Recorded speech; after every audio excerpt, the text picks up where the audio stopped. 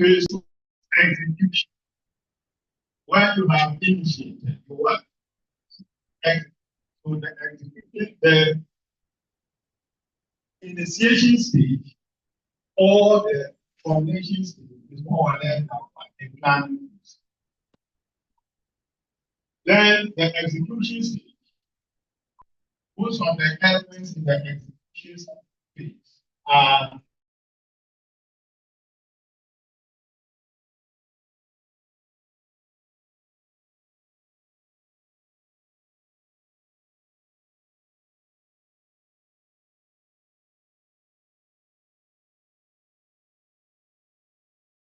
analysis,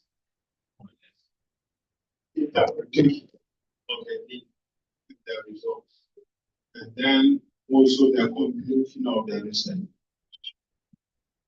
So these are the three phases or stages of it. Phase 1, formulate. In order to formulate stage, first you must define, is there the need for the state? Do I already know about the question such that I don't need to conduct research? Or there are still gaps in what I know about the issue. So for that matter, I can confirm that there is indeed the need to conduct. If you already have results on an issue, work on that research. Okay, so if you must run that research again on an issue, then you are just seeking for what we call validation. To validate whether what you already know is indeed a thing or the reality is different from what. Having compared the need, then you ask yourself, what then exactly is the problem that has to be addressed? So this is more or less trying to establish the impulse. Why do I have to undertake an investigation into this matter? To the problem. Is it a problem that is arising out of practice? Maybe your day-to-day work, you have encountered this particular situation, which you feel has to be resolved only by this. Or it is a research that has arisen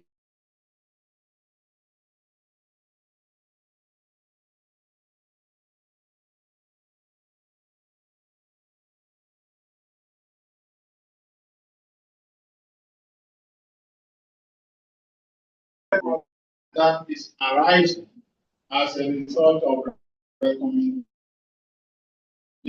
from the policy who has come to you as a consultant. I've seen that we have to do this to solve this problem for this area. Can you do it? So once you, no matter where you are getting it from, first of all, be clear about the problem that will have been solved when the research is completed. If the problem is not solved after the research has been completed, then it's a complete waste. That's why one of the things that we will always consider is whether your research problem is indeed the problem. What I often see is that the research problems of students have problems. Okay, so they want to solve the research problem, but the problem itself has a problem. When that is what research can be done. So we often go up and down with students to ensure that the problem itself is clean. Once the problem is clean, then the agenda is clear. Then what you need to do, again, after defining the problem, is to develop your research questions. Research questions and objectives arise from Okay. So when you define the problem, I want to do this, then you ask questions that can help you to solve the problem. The questions that will help you to solve the problem are the research. When you now operationalize the research questions in the form of statements, then they become okay. So you turn the questions into statements. So if your research question is what are the determinants of poverty, the objective will be to what? To examine the determinants of poverty. So you turn the question into a statement that is in line with the question. So then you specify that your hypothesis. We'll talk about hypotheses in details, but hypotheses are tentative statements that are yet to be proved. So they are just statements in the meantime. They have not been proven. So we call them suppositions or propositions. Okay. So you can then state the hypothesis. We'll go into hypothesis formulation later.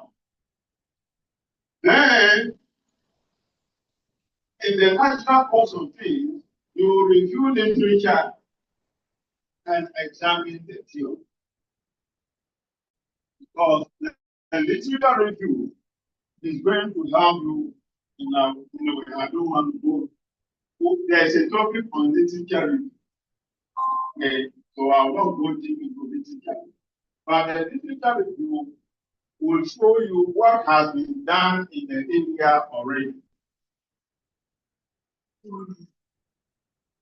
What is left to be done, which you are going to do. That will identify a problem. Then it will show you what is the most appropriate theory to use to address your problem. So generally, we say that in your literature, you review literature on concepts, literature on theory, literature on effects. When they can not one, they don't finish. Then you formulate your research plan. Remember last week we talked about that research. Different types. But research plan also is a topic of this.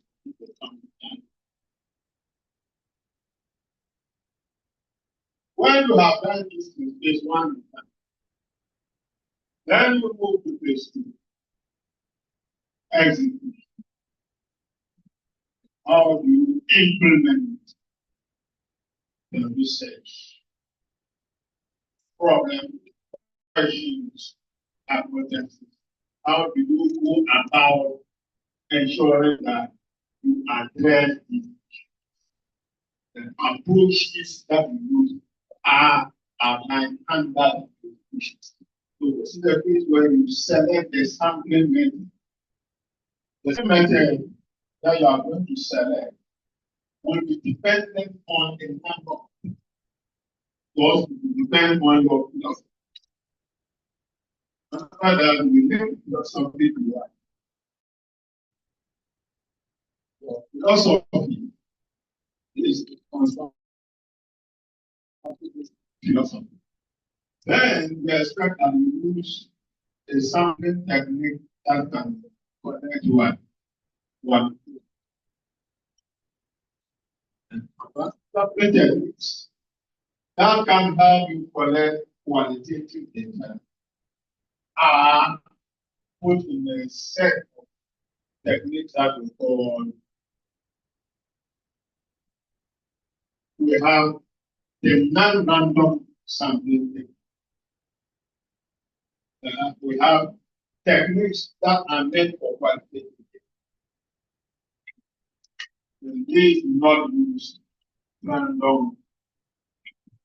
We call them non-probability sampling. So the non-probability technique we have, so these are purposive sampling, snowball sampling, haphazard sampling, accidental sampling, name it. So they are qualitative sampling. If you decide to use positivism as a philosophy, then your sampling techniques will be what? Probability-based sampling. So you'll be using, for instance, simple random sampling, systematic sampling, cluster sampling, the rest of it. So when you have decided your sampling method, you can talk about how the data collection forms look like. Are you going to use an interview type? Yes.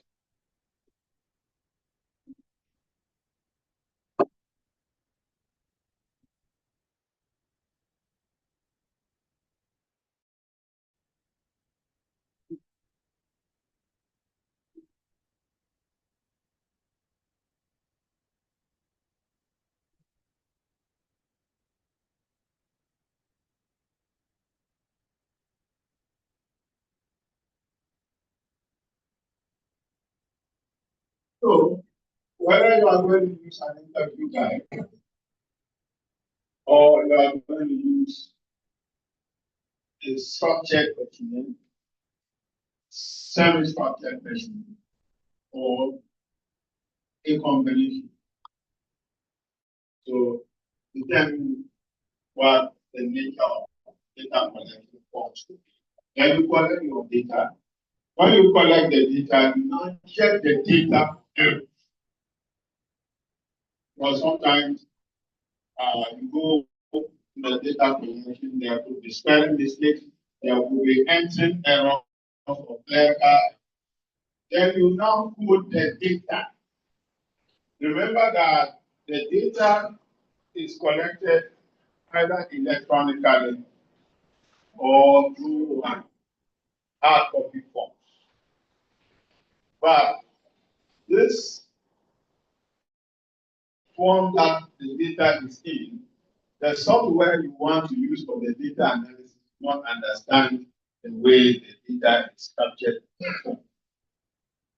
So you now have to provide codes for the data in the forms and then enter on the software. Usually we use Excel. You enter the SPSS where they can enter the data in a particular way. So that you can do the analysis, do the coding properly, or analyze the data. Then think about data storage. How do I store the data? We usually advise that store the data in multiple formats.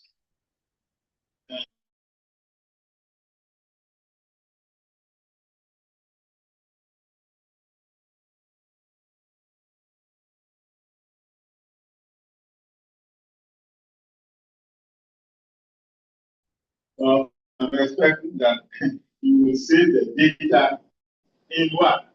Multiple formats and sources. How in your computer, sometimes you send it to your email. So the data is stored there. Or someone close to you and send it to them and say that I'm just sending it for storage. So that way, when something happens to your computer, you don't be running up and down. And you can't help it. So storage. So these constitute the execution phase. When that is done, you move to the analytical phase. This is the stage where we now analyze the data. There are various ways of data analysis. We talk about that data. Interpret the data. So after analyzing the there is a meaning that has to be placed on the results. What do the results mean? That's the interpretation. After interpreting, what should we do with the result? That's inferences. Okay. So because I found this, and that, so therefore, I recommend that this should be done to address this. So inferences are made. Then you now decide whether your hypothesis is what supported. So if your findings agree with the hypothesis specified in phase 1, you say that they are supported. If it is contrary to your hypothesis, you say that your hypotheses are not supported. If your hypotheses are supported, you have no problem. If the hypotheses are not supported, you have a problem, or you may not have. Why? Because most hypotheses are based on theory.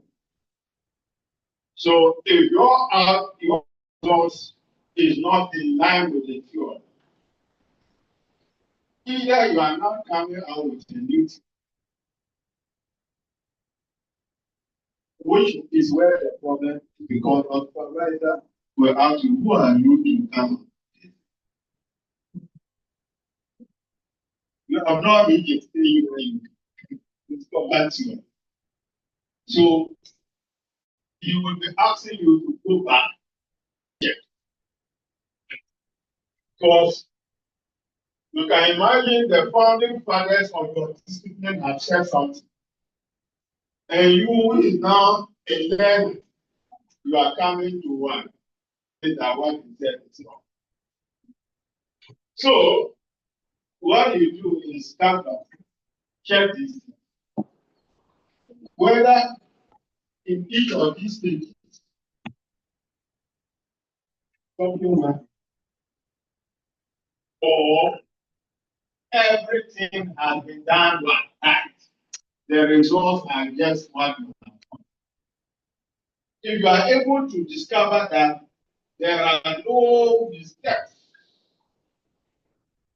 from phase 1 to phase 2, so your findings are genuine, then you make your case. You may be allowed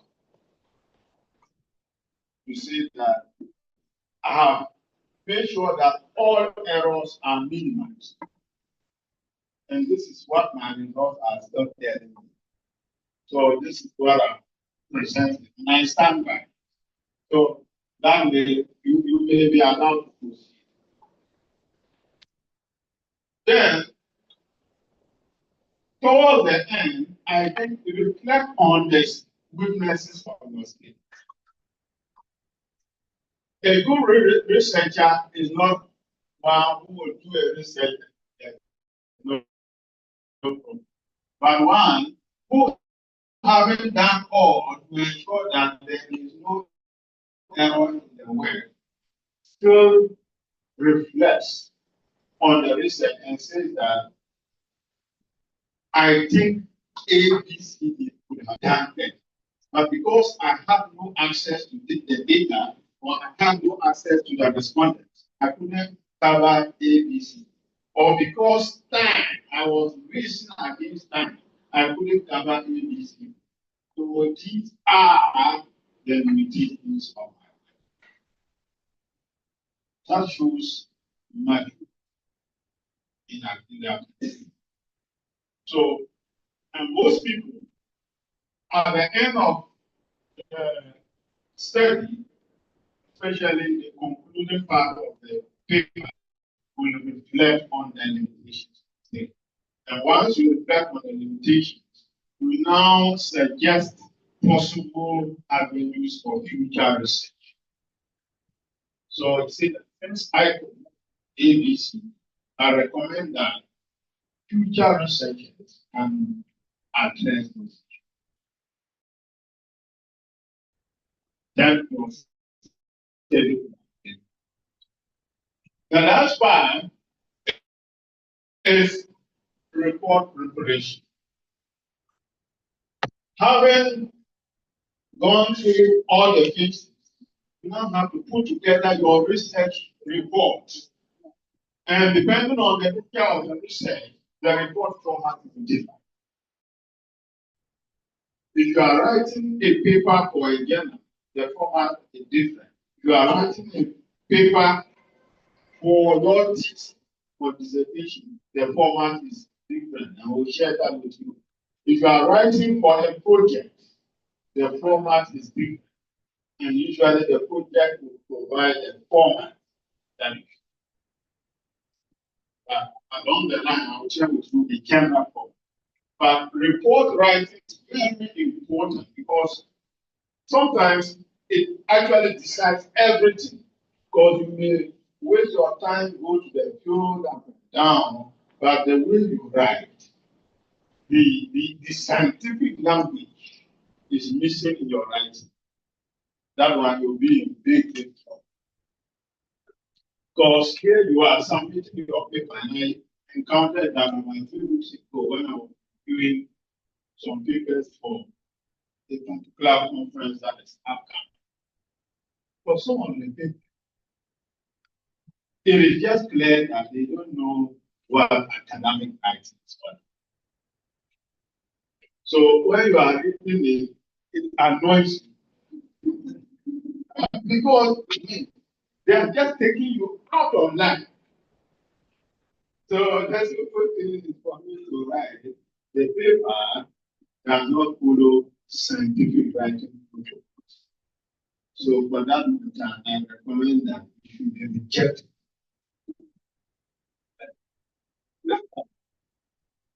Because by the time you turn it into a scientific paper, it will take decades. So it's better to just kill it at the end stage. Yes, so that we will learn the rubrics of academic writing. Everything has its protocol. So I'm not a lawyer. If I want to write a legal piece, they will reject it. So if you are not an author, you are not writing the way academics should write, why should I entertain? Everybody has their tone. Then, after the research, we have gone through the phases. We now inform policy and decision making. The recommendations will have been adduced from the research work. Then, whatever decision comes out of it and is implemented along the line, it will also lead to some new areas of my research. So we started. So the research process never ends. It's a loop, a continuum from phase 1 to phase 2 to phase 3, then to phase 1 to phase 2 to phase 3 to phase 1 to phase 2. So that is how the research. Let me take the online question first.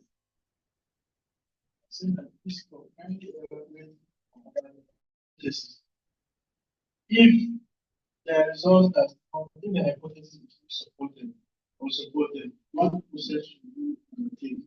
If the result is not supported and the hypothesis. Yes, so I mentioned that. I said that if the hypothesis is not supported, what you need to do is to go back to trace your steps. See whether your theory is correct. Your hypotheses are correct. Your problem is correct. Your research design is did you employ the right design? Sampling. Did you choose the right sampling method? Maybe you are supposed to use purposive sample and you use simple random sample. Data collection. Did you get the right data? The people collecting the data, did you train them? So ask all the questions. The code was it properly coded? Are there errors in the data entry process? Once all these are answered in the affirmative, then you can start by your research. But I bet it will be easy for you. Because the way research, no matter how well you explain, somebody will still find something. Will one of them say that I think that the problem is from your sample. Okay. So that's why it is really not easy when you have your hypothesis not being supported. It's difficult to say that particular idea that what you are finding is against the existing theory. So usually a stock-up professor who can afford to do that because he has the reputation already. So he can debate with his colleagues that this and that have been done, and I'm still finding this. So because of this, I think I am coming out with a new theory. They can't ask me, who are you to come out with theory? Because he's a master of the art. Okay. But as I indicated, the problem is when you are now schooling. Because I remember one of my PhD, no, not PhD, master, MPhil. Yeah, you are still doing your master and you want to come out with theory. Who are you? I didn't know that I couldn't come out with theory. So I had to call back. There are professors asking you, who are you? I don't have to answer the question. I get it quiet and do what they want me to. And then what I also do, like I also do what I think is right. So that's yes, somebody answered your question. Yes.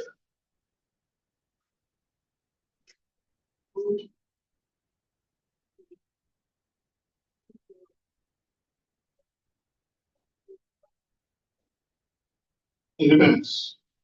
But generally speaking, qualitative approaches do not have formal hypotheses.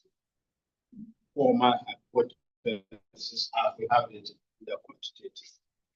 But what we find mostly is a lot of them advocate that you can have propositions. Propositions. And the argument is that for propositions, you don't need to necessarily test them statistically. Okay. Unlike formal hypotheses, you have to test them statistically. Okay. But if they are just propositions, you can use arguments to support or dispute those propositions. So most qualitative guys prefer to use propositions rather than one.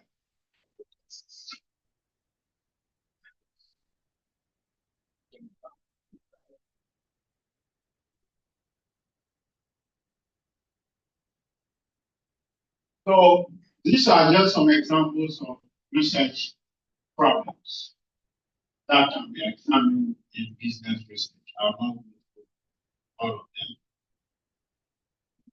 For instance, you can have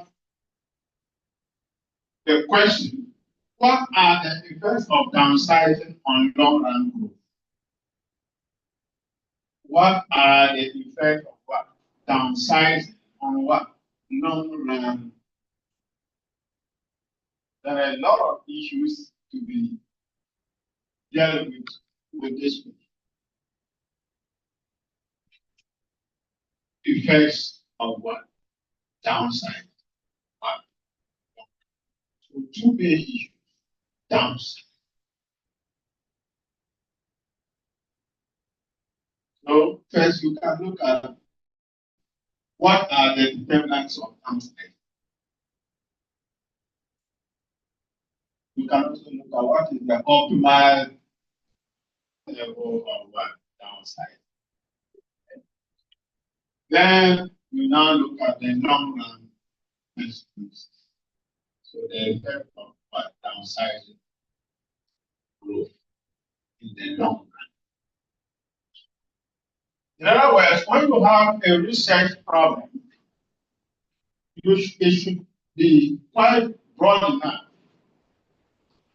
such that at least 2 or 3 research questions can come out. So your research problem, which some call research topic in this particular context, should be a bit, it should not be too narrow, and it also should not be too broad. So that if it is too narrow, only one question can come out. Then the inquiry is limited. If it is too broad, your time available may not be enough for you to cover all aspects of it. So you have to be a bit patient in terms of posing these questions and look at the rest of them. Now, there are some terminologies that you should know when it comes to the overview of the research. And one of them is the unit of analysis. You must know the difference between unit of analysis and then unit of observation. Unit of analysis and then unit of observation. Now, when we talk about the unit of analysis, we're talking about the most basic element of your research. What is the most basic element of your research? So that if you look at your research, who will be the ones that are important when it comes to the overall arching objectives of the state? That becomes unique. So your unit of analysis can be community, the household, friends, industry, counties, and so on. Because they could be the most basic element of your research, which should be distinguished from the unit of observation,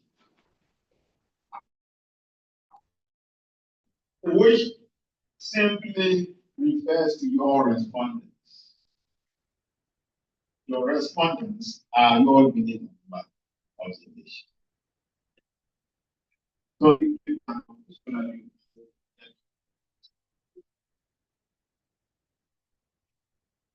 I can have my unit of analysis in the household there. So I want to do this project, but this project has several households that I have to look at. Now, if I go to the household and I want information, who should I contact?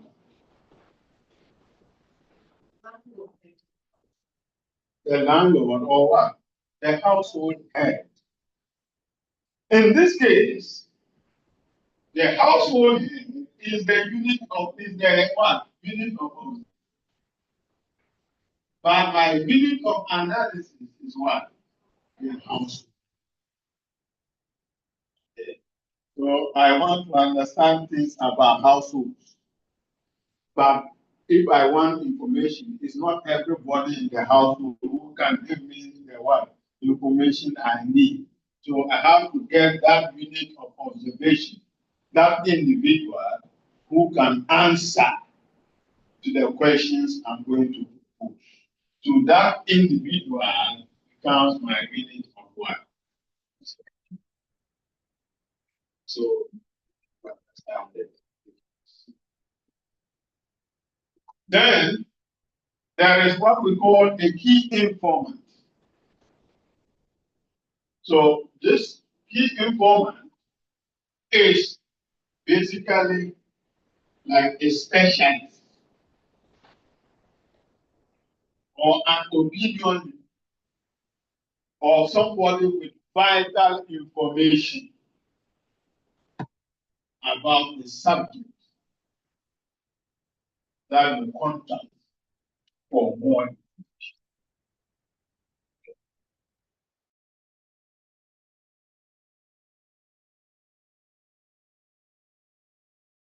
So if I want to do a study in a particular community, who do you think are key people that I can get information? Yeah, Assemblyman, Magadi, and the rest of them. What we call opinion. So they are what? Key informants. When you go to the community, the manager or the top man will become what key informants. So after interviewing everybody else, you still have to interview them because they have special information because of the unique position that they occupy. So you should be able to describe who a key informant is, what a unit of observation is, and what unit of analysis.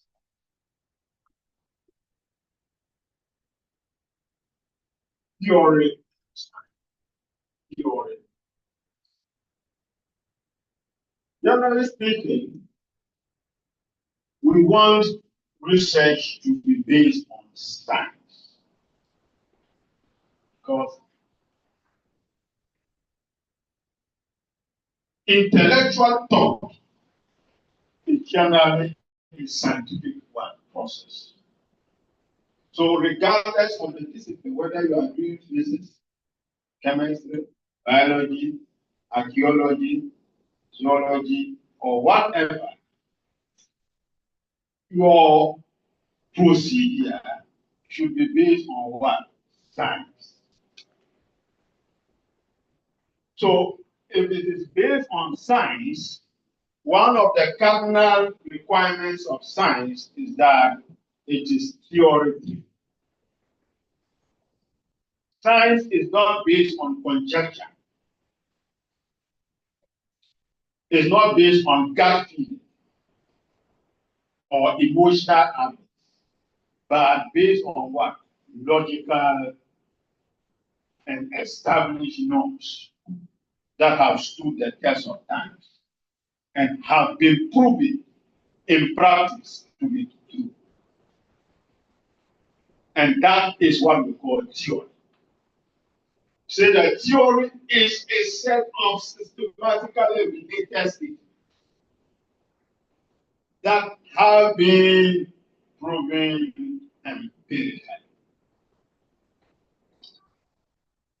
So they are systematic. So there's a logic to science or to theory. Then they are law-like generalizations. It's like they are laws. Theories are like laws. So we see law-like generalizations that have been proven empirically. In other words, if you even say that somebody is too theoretical, it's not really, you are not really seeing something bad. Why? Because theory is in practice. Before something becomes theory and approved to be so, it must have been practiced.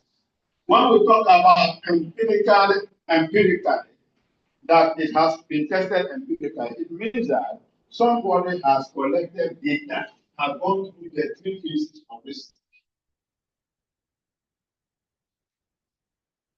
to support their hypothesis. Then, so when we say it has been tested empirically, it means that it has gone through the three phases of what? Research.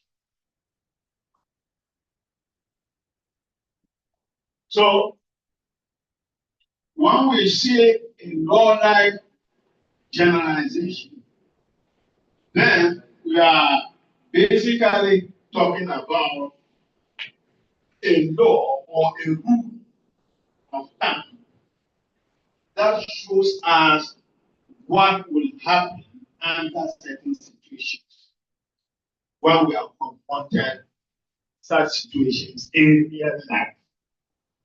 That's what law-like generalizations are. They tell you when you are faced with this situation, what will happen and what should be your reaction. So that, for instance, if you look at the competition, one of his predictions is that if a firm is operating in an industry such that the firm is able to differentiate itself within the industry, then that firm will gain a competitive advantage. So if a firm so well distinguishes itself in an industry that it is operating, then automatically, so that's the law, the firm gains what? Competitive advantage. So it's like a law. Whether the firm is doing well or not. If the firm is, whether it is doing well or not, it cannot differentiate. So differentiation basically means that the firm is doing well. In other words, it is able to make itself stand out among the crowd. So because it stands out among the crowd in the industry, people are willing to pay premium to have that product.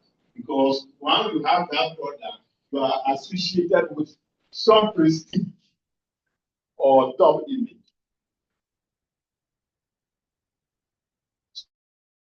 So that is why sometimes people will go for a particular brand because of the what? The prestige that is associated with it. Because that particular firm has distinguished itself from others within that same industry. So they'll tell you if you want something that for the common people, go for this one. But if you want the one that is for the big people, go for this. That is just by one product differentiation. So that by product differentiation, a firm within an industry that is even competitive can charge prices that are high and outrageously higher than the rest, and people will still buy. Example is Apple products.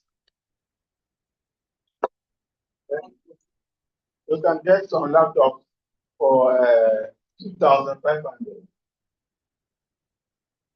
but you have to get 30,000 to get or flat to get an Apple laptop. So, but people buy because of the product differentiation. The logo alone is worth billions of dollars. Yes, the Apple logo is worth billions of dollars. So, and that is the result of product differentiation. Yes.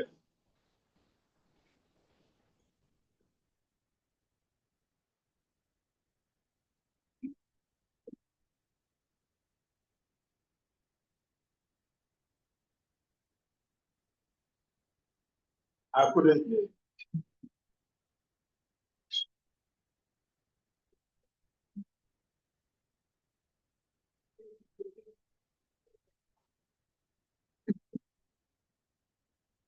I'll be happy if you can come.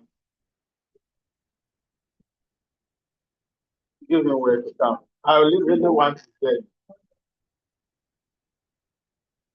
You are so there talking. It will result in the same outcome.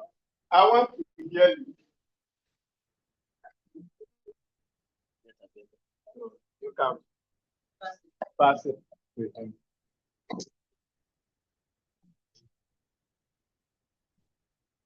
I'm talking about the theory of competition. Yeah. So I raised it now with respect to firms, maybe benchmarking with the competitors.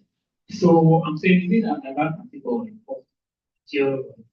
If that benchmarking leads to decision, then it is part of it. Thank you.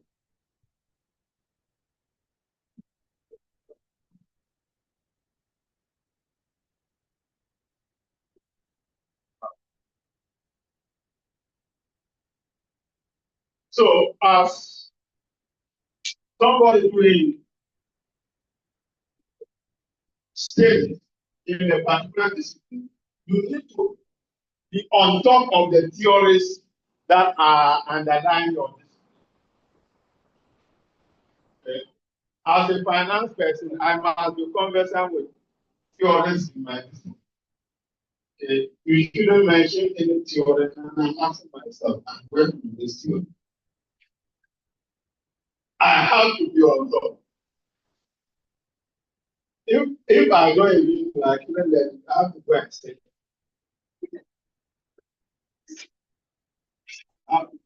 So, search for theories in your discipline, understand them. It can help you identify good research topics. What is the role of theory in research?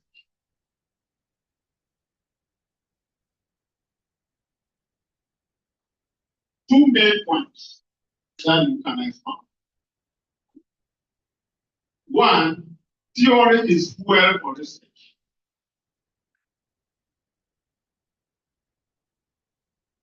If research is a car that has an engine, then the fuel is what? Theory. Number two, theory is practical.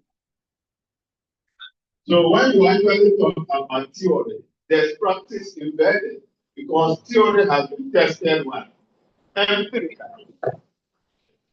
So first, theory is fuel for research. Because theories offer predictions as to what will happen when you are faced with a certain set of what situations in life. Okay? So, for instance, we have what we call normative decision rules. And normative decision rules, what they do is to show you what should be done when you are faced with a situation that has been what? Observed in theory. Okay? You are faced with a situation in practice, which theory has talked about what to do. That is what we call normative decision. And I'll give an example here. So, for instance, economic theory says that prices should be raised when demand is stronger than increase your prices when you see that people are rushing for the product, but there is not enough to supply them. That's a learning from theory. And we see that in practice, that once they bring some goods, even the watches, that one, when they see that the watch is now finished, the queue is becoming bigger. You will reduce what? The quantity so that they can get more money. They are playing the theory. Even though they do not want to, but they apply the theory.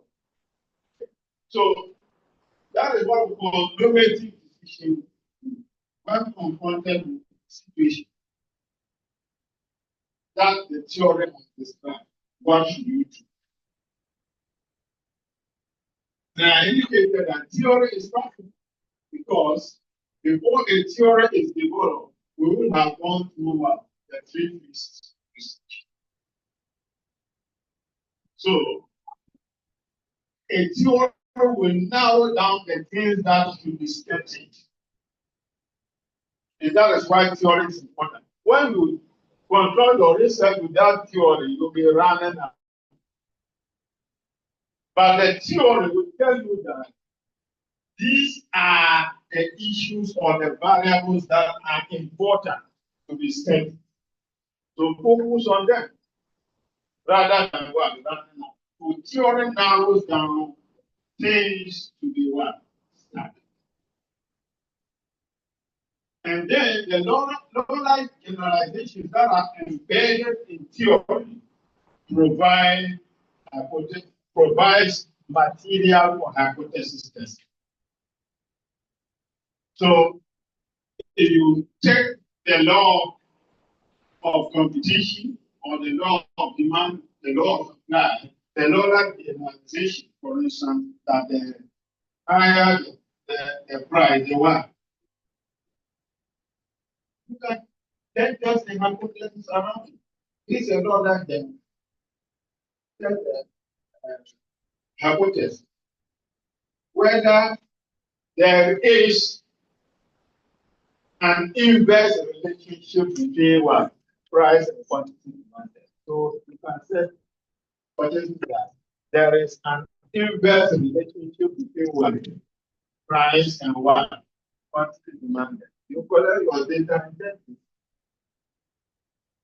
So the knowledge generalization will provide grounds for what?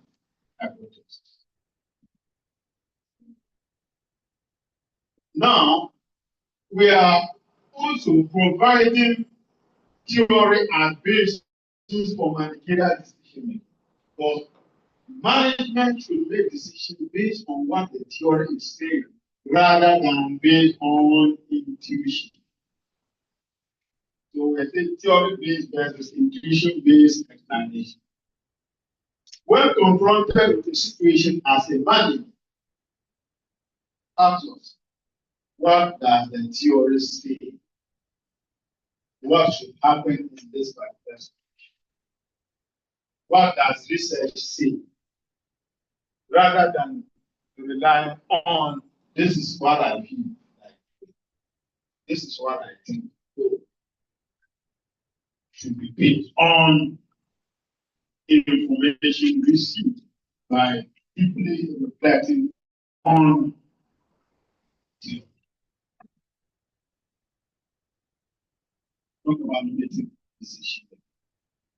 Then we talk about behavioral learning theory. We talk about how people's behaviors change based on the environment that they find themselves.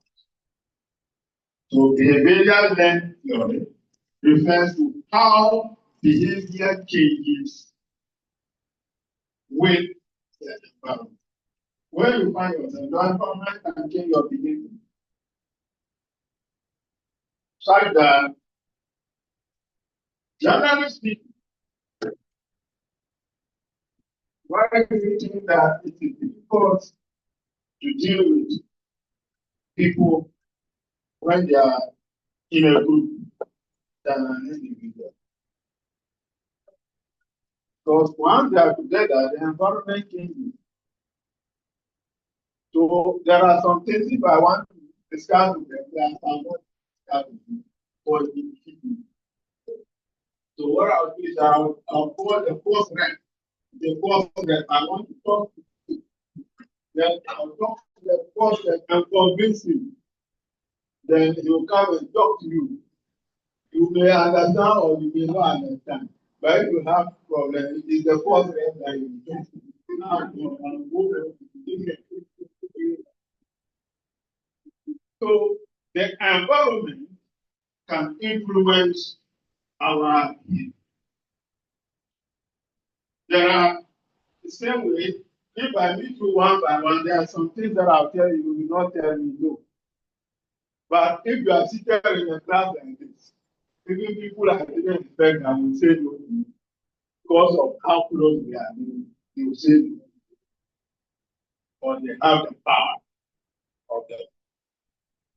So that is what the media in talks about.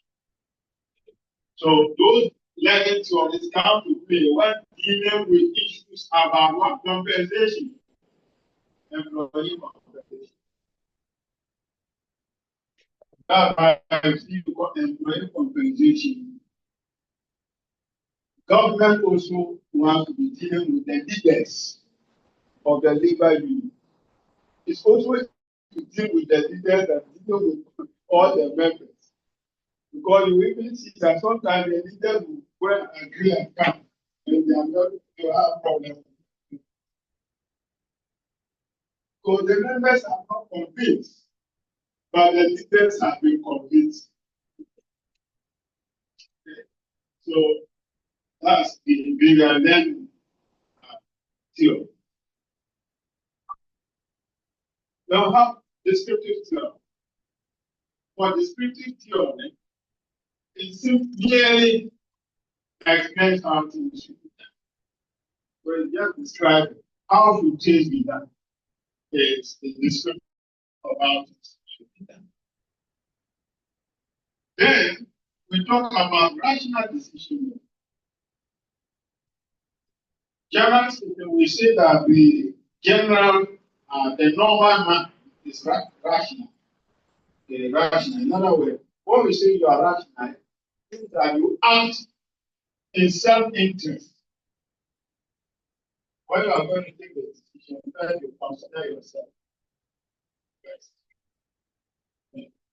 So, first in your self-interest, and you take decision that is best for you. That's the rational. So, rational decision making then employs science, logical thinking for explanation and conclusion. So, rational decision making is based on science or theory rather than intuition or guesswork. So, if we are then recommending that management should move away from intuition-based decision making and move towards rational decision making. For rational decision making is based on evidence. Intuition is based on something, sometimes it's just a pure luck, coincidence, and all that. So, for instance, somebody working with intuition on that field will want to use wild guesses to take their decision, or just pure intuition. So, for instance, somebody said that wear a green shirt whenever playing cards. Because the person was wearing green shirt and he played cards and then won. So he feels that when you wear green shirt and you play cards, you win. But what is the theory? But however they went, I don't know. Because I realize now, as a Manchester United fan, whenever we're playing our games, when I wear the jersey, we lose. Anytime I wear the jersey, I will lose. So I stop wearing jersey anytime. I'm right. So I stop wearing the jersey anytime. But I didn't stop it.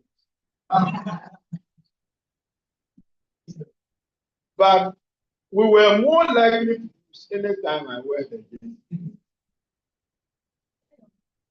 So I'm asking myself, is there a science to it? It's pure intuition. So I shouldn't stop wearing my jeans. I should continue whether we choose or what we will. Okay. So that's why we are saying decision making based on rational decision making should be better than one decision making based on intuition. Management can go foreigners.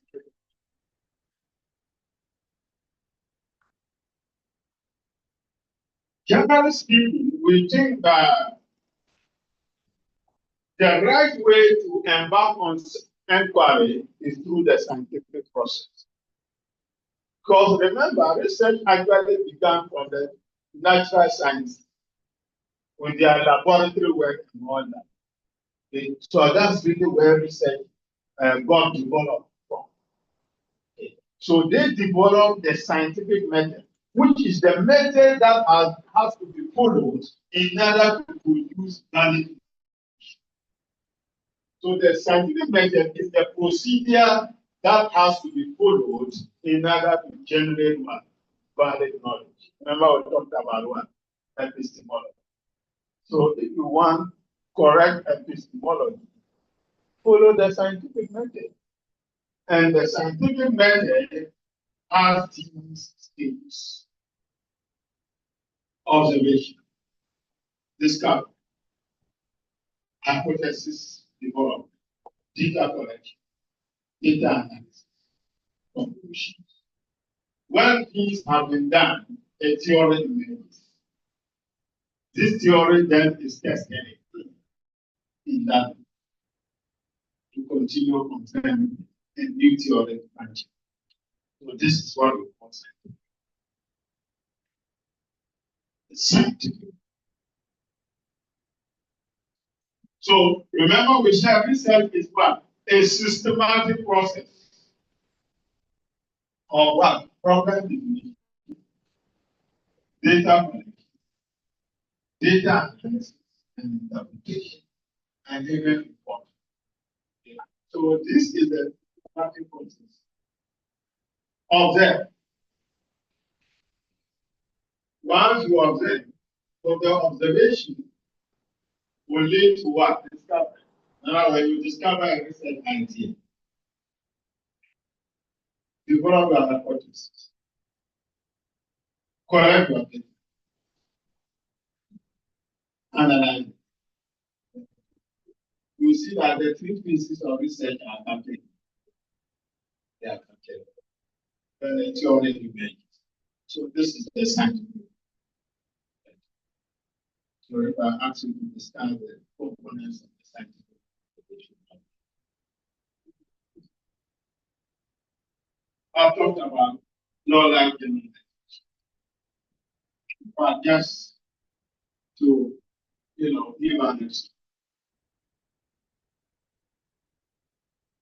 If you have a research question, which is gender related to job outcomes, so that's your research question. Is gender related to job outcomes?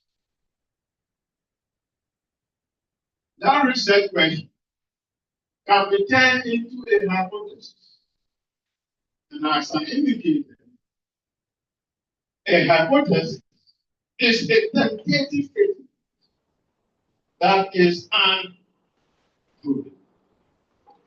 Tentative, so a statement in the meantime, unproven.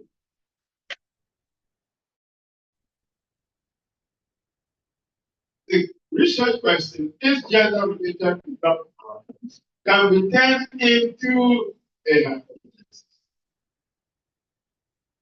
The example here is female service employees report higher job satisfaction than male service. Female service employees report what? Higher job satisfaction than male service employees. And I think that would be true. No, because women love self than men.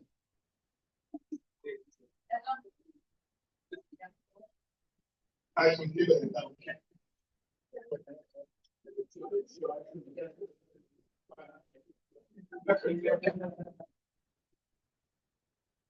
Okay. Women are generally serviceable.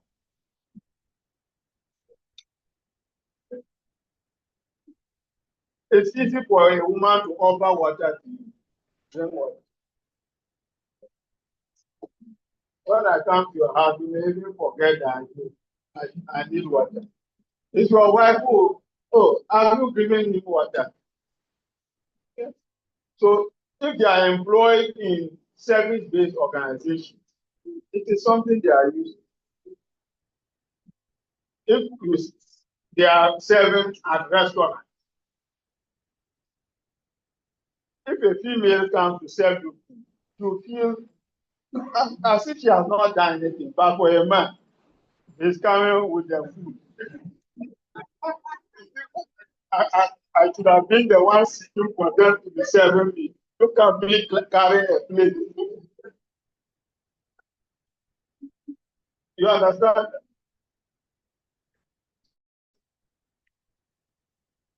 This hypothesis may be right. So you test it to see whether the real practice will support this particular thing. So I'm just showing you a research and how you can turn into what. So if I provide you with sample research questions, now you get a hypothesis, it shouldn't be.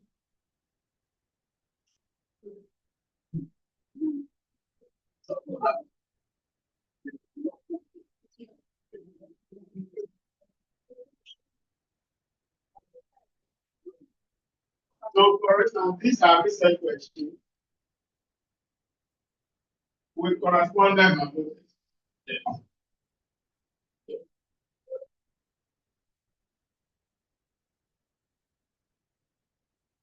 These are sample research questions and corresponding hypotheses.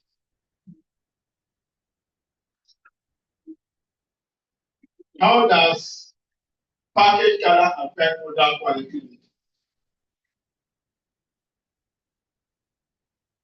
Research question. Consumers rate products with blue packages as higher in quality than products in orange packages.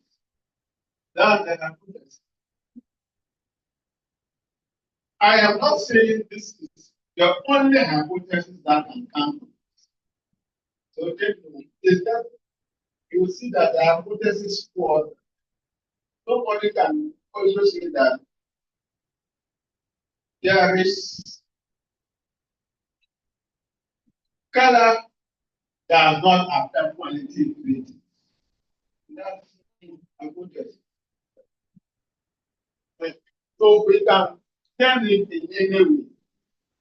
The aim is for you to be able to think critically and then formulate hypotheses.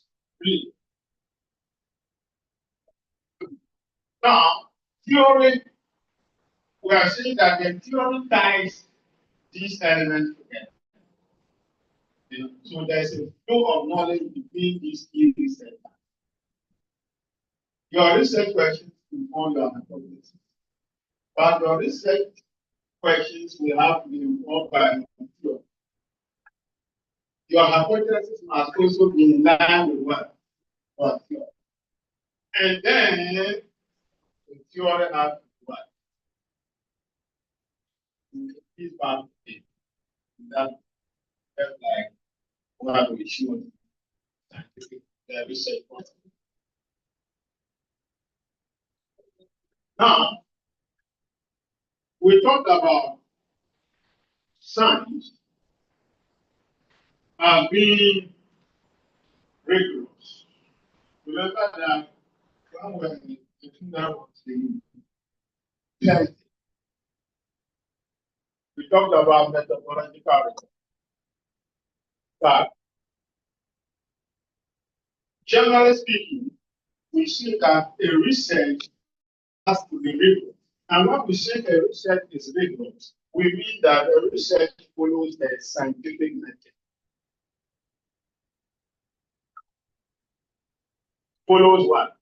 A scientific method. Now I show you the scientific method. Systems. Scientific. So the research flows from observation right through to what? Conclusion. So we say that that research is rigorous. The steps are not what jumped. So that a research is rigorous when the data represent facts about hypothesized variables. Yes. You correct to say that for a law-like generalization to be accepted, it must go through the scientific method. Is that correct to say before a law-like generalization will be accepted, must it go through the scientific Yes. method? The answer is yes. Because the law-like generalization is flowing from theory. So it is flowing from theory, and the theory has gone through what the scientific process and the three pieces of this. So the answer is obviously. Then, when we talk about rigor, we mean that the data generated are representing facts concerning relationships that have been hypothesized. In other words, it's not just some random thing that you have chanced upon, but it's a data that contains what gathered facts. So the issue that we're talking about, the relationship between satisfaction and what? Gender. Now, in that case, we are saying that the data that we have collected contain facts about what? Females and males, and how their service satisfaction is about, and how the service satisfaction is rated, so that you can use that data with the fact to test the hypothesis. Otherwise, you run into a situation where you have gone to the field to collect the data, and now when you now start the analysis, you will see that the data does not contain facts about the relationship that you have hypothesized. So we will tell you that go back again and collect data. That is the time you say that my supervisor doesn't like it's very good. I went to collect data, and he's asking me to go back again. Yes.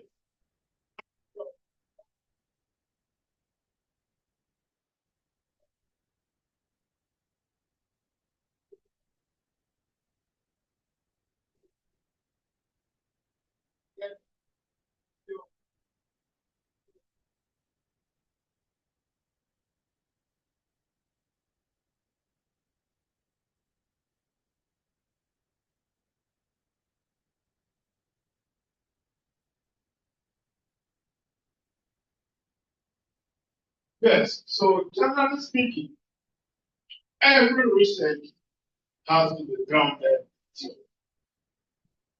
So where you don't have a direct theory, you use a related theory. So you may not have a direct theory.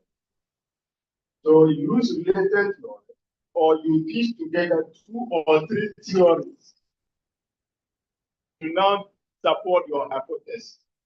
So sometimes that's what we do. You pick theory A, but theory A is dealing with one leg. Theory B is dealing with what? The other leg. So you put them together 2 legs so that your work can. But there are some issues, no theory whatsoever. They are new, entirely new, because in this way, new things keep coming. So that one you can still clearly that there's no supporting theory. To the best, to the best of my knowledge. Please, where you are not sure, in research is one of the languages we use. The best of my knowledge, don't just say categorically. In the whole world, there is no theory. No, please, just say, the best of my knowledge. Because there will be a theory by written in French or Arabic. But because you don't read Arabic manuscript, you are not upon that thing. So we usually use the qualifier to the best of my knowledge. So sometimes you say that, and when you go, your supervisor will even draw your attention. Indeed, it's to the best of your knowledge, but I know it's yours. Then you have to now go and advise. So thank you for that. Yes. Yes.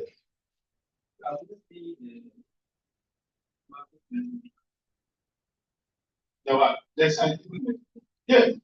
That's what rigorous science is about. The science that follows what? Or research that follows what? The science. Or the three phases of this is said to be one. Rigorous. Then the data are analyzed, determining consistency with prediction. In other words, if the research has to be rigorous, the analysis has to be done so carefully, such that you try to pitch the data and its findings against your hypothesis. You don't start your research, we see that every day. Take the hypothesis. In the end, when you the data analysis, nothing is said about the hypothesis again. They have vanished. But you cannot get away. They will bring you back. Go back and work and align the hypothesis with your work, your analysis, so that there is consistency. And that is what leads to the situation I have come upon several cases. Because sometimes you need to help the student out. But here is a student, he started off a journey that he's going left. But here is the he's going right, but has reached some destination. So sometimes they say that when change the topic to reflect the way. Then again, the student will find out to be a problem. That I have submitted the topic to 20 times. You didn't say anything. Now that I've come, I've finished everything, you are now saying I have to change the topic. But they are helping you. Because your results are not in line with what? Your first stated topic. So you are, it's just a matter of changing the topic to now suit your work, your results. That is easier than maintaining the topic. If you maintain the topic, then you have to go back to it.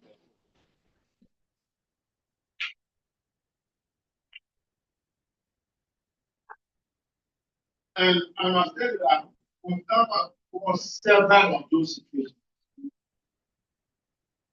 Yes.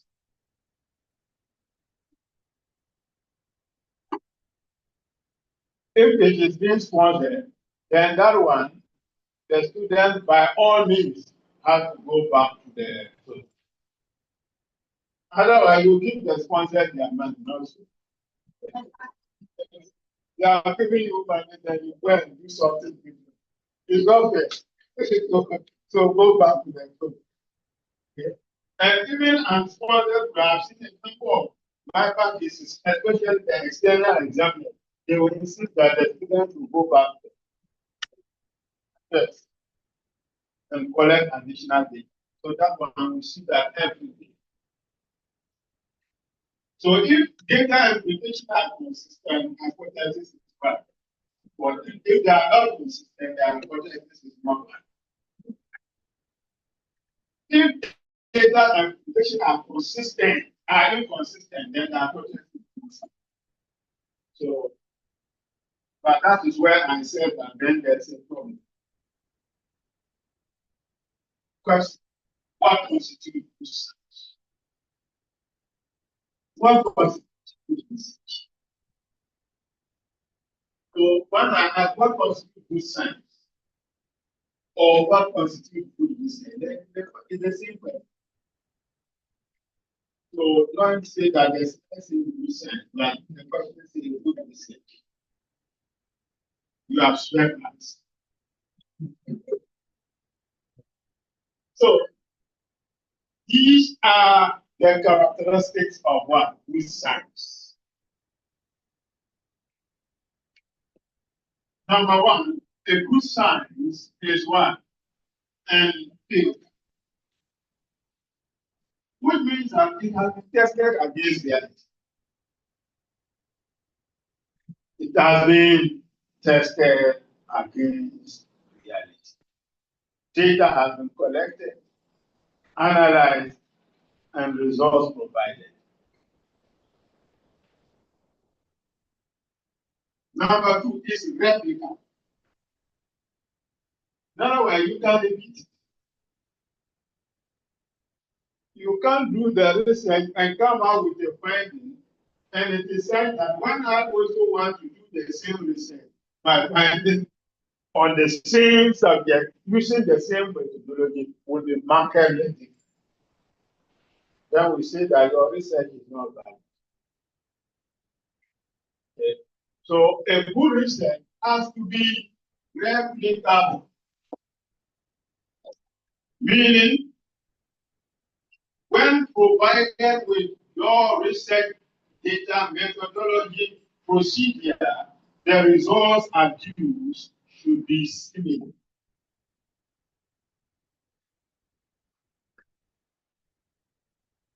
So these days, when you do research and you are submitting your report, they will ask you to submit the question, the data alongside the codes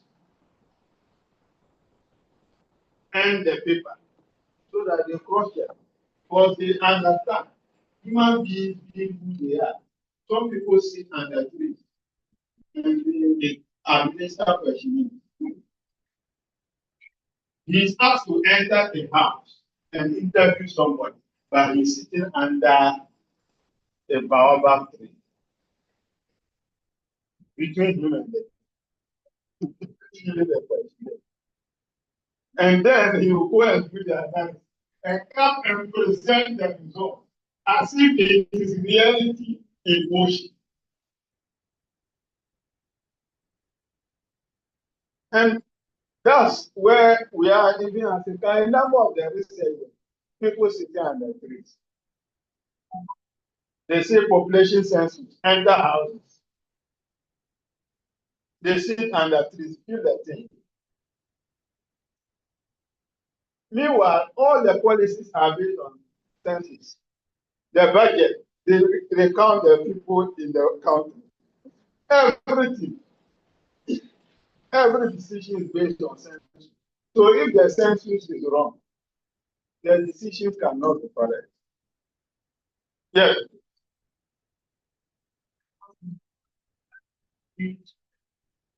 Time. Yes. Time can change. Yes. And you have to make that your station while you change. And you have to tease out things that have changed with the time that you think can influence our time. Yes, please. Please, regards to the earlier explanation of the unit of observation of key informants, relating it to the situation of when the location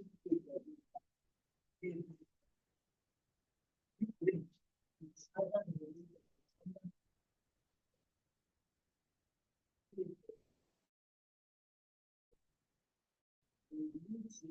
a different location. Relating it to the situation.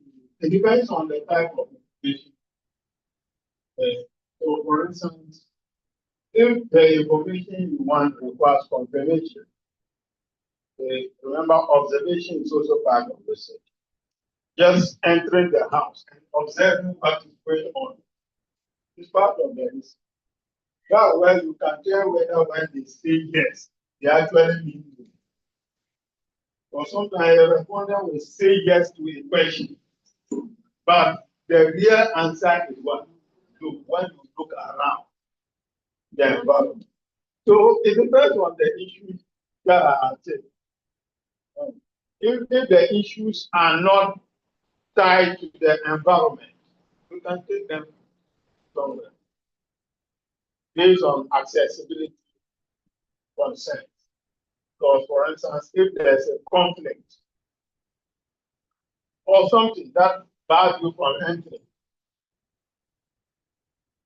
but you have to acknowledge it in your report that I couldn't go to the houses myself. Yes, that would be it. Due to ABC. So as a result of that, my findings are limited. Yes. Hey, so that people know that you trace the environment clearly. So they know the context to place your findings.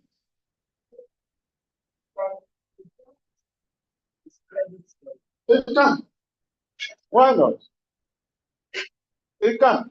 Because people will determine what value to place on it. So you just met them in the hotel. So they will treat it like a hotel report. Different from if you meet them in their homes. You understand that? Even your descriptions of what happened will be different if you went to the homes and if you met them at the hotel. Yes. It has also talent. In other words, empirical facts are chosen, specified, and measured in a way that will address the research. Choose your empirical facts, measure your value in a way that is consistent with what your research.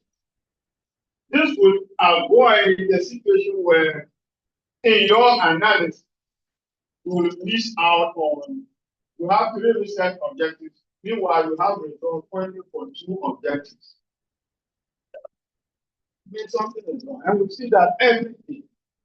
Students stated 3 objectives, they have provided results for 2 objectives. Where is the 3rd result for the 3rd objective? It's missing. So in that case, good science is missing. So you have a problem. Then, a good research is theory driven. Remember, we said theory is the what? The fuel for research.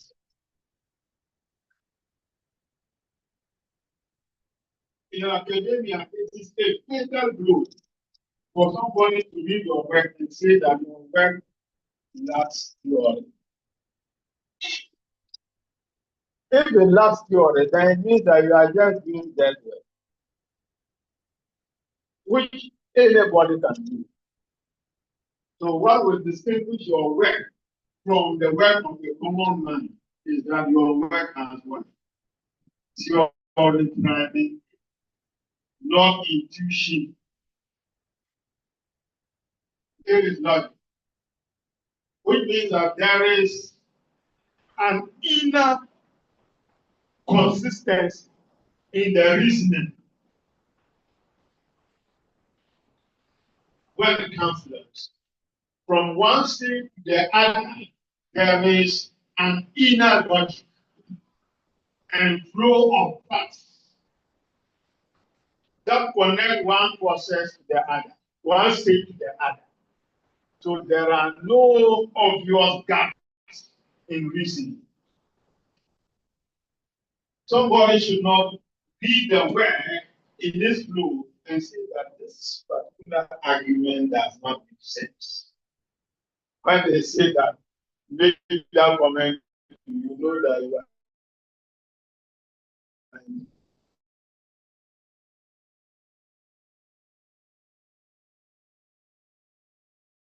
problem. It doesn't make sense. But it's taking it to be any serious. I mean, I would criticize it that somebody can just say what you have said doesn't make sense. They simply want you to change how you have said that. Or you do that it makes sense.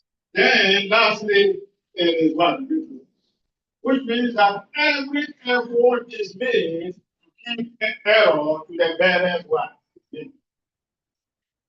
That's very important.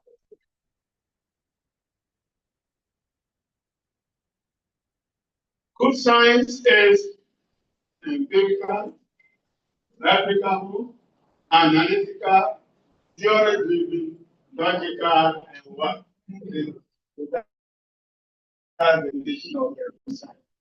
And those are also the characteristics of it. It's a perfect. You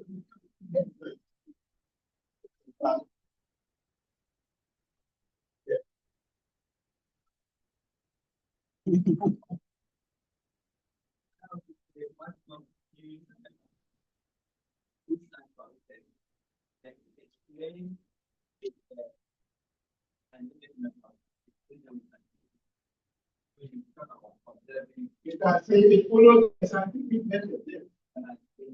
Yeah. No, it is. This is the same as the scientific method. Because this one, the context in which you need to test this is that this is showing you the quality. The scientific method shows you the elements of a good science. The elements of these are the qualities of a good science. The characteristics, the quality, the characteristics of features. Yes. Yes.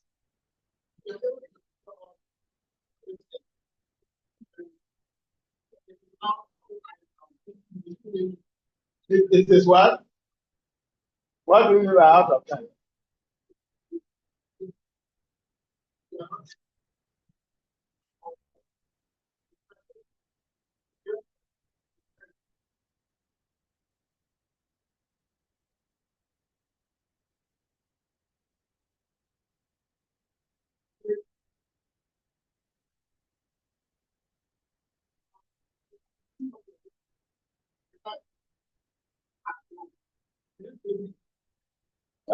Yes, it's a good research.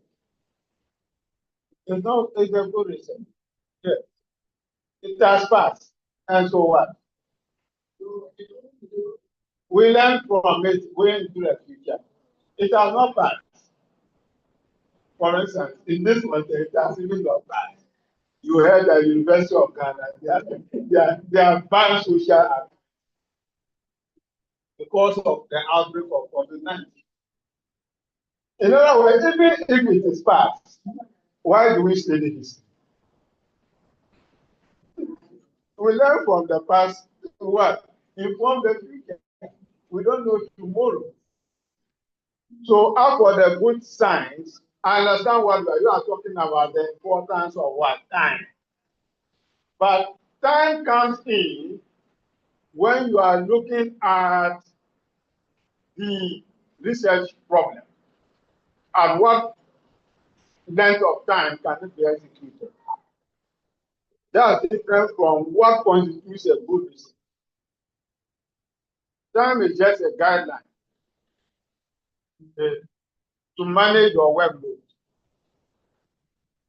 But how you can do to ensure that the work is done creditably, that is what good science is about. So, but what we are talking about, I think we'll come to that when it comes to choosing a research topic. What should you consider? One of them is the time. How long will it take for you to conduct that research? Think about it before choosing the research topic.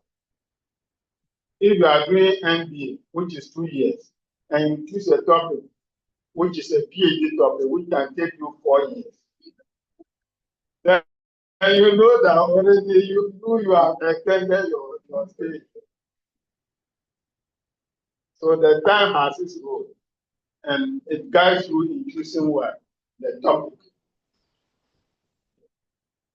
and defining the scope of the statement.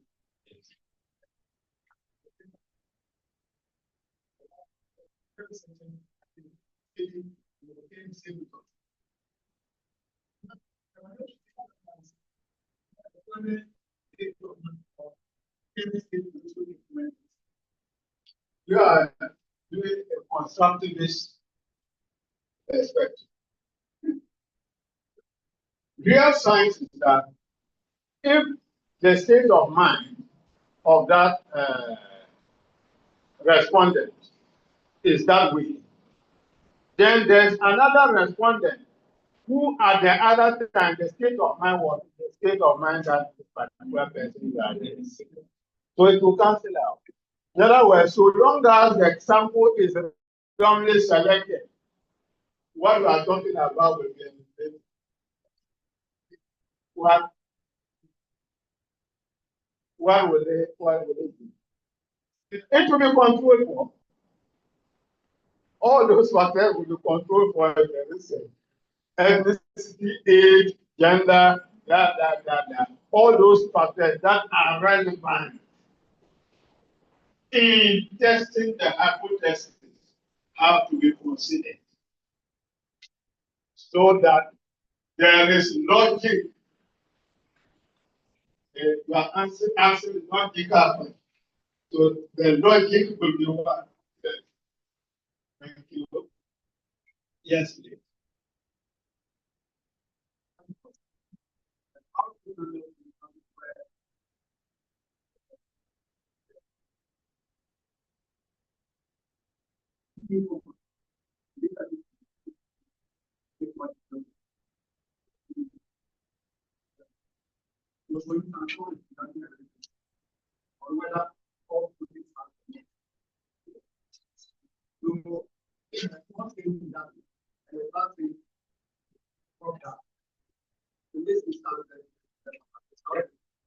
Yes, so you are confronted with a situation where you have key information, one is then you have respondents. Well, so in this case, we have what we call triangulation. Triangulation. So where you have a contradiction, just like in everyday work, when you see that there's a tie, what do you a tiebreaker, not so what you need to do is that you have to seek more people to come to a logical reasoning as to which direction is right. You don't just stop there. Don't say that, oh, I think the key informant is right, or I think the respondents are right. No. Expand the range of people you interview. And then also, you can also expand the method used. So it may mean that you have to, for instance, use participant observation technique. For instance, experience the situation yourself. Where possible. To uncover the truth for yourself where you have contradiction. So there are several ways of dealing with that. It will not be the best to just rely on one, but try several other things and put the pieces together. It will help you to do that. So when you use several sources and several methods to answer a research question, we call that triangulation. And we'll come to triangulation later. Thank you.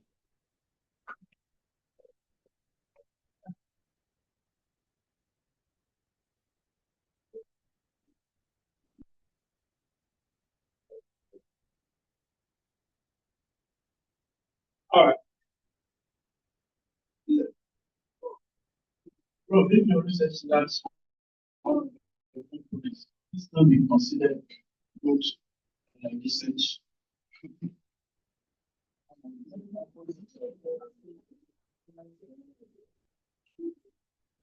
It will be considered as a good research depending on the purpose of the state. So, for instance, if the aim is just to inform practice, okay, so these are practitioners. Remember, we talked about one research done by what is very thin on what theory, heavy on what. So, in that case, the goodness of that research will not be 100%. So you can have good or fair. You can say this research is fairly well done. So even when we are doing research, we have one that is excellent. We have one that is very good. We have one that is good. We have one that is fair. And we have one that is poor. And we even have one that is very. So it may be judged to still be good. But the element that is missing will still be pointed out as a missing ingredient that has to be added to make the research. So we are just giving some 2 minutes. Yes. So as part of it, you need what we call a research. That's usually where we start. Proposal is just the agenda of the research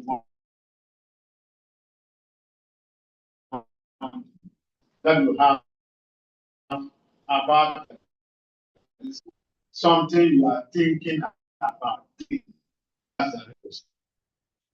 So usually when you contact your supervisor, I think my research that I want to discuss, well, then you will tell you that, give me a research.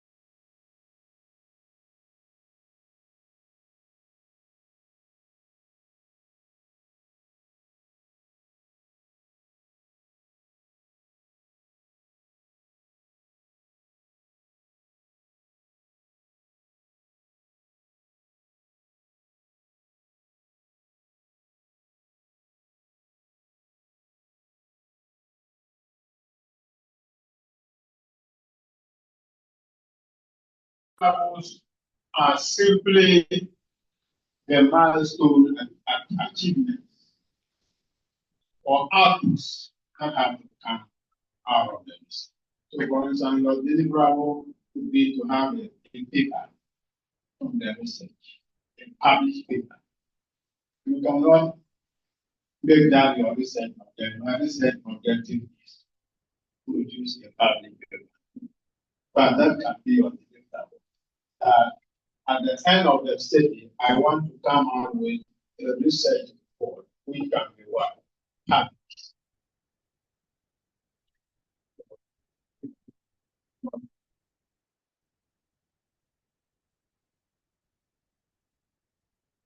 So when you go, you can check yourself against these questions.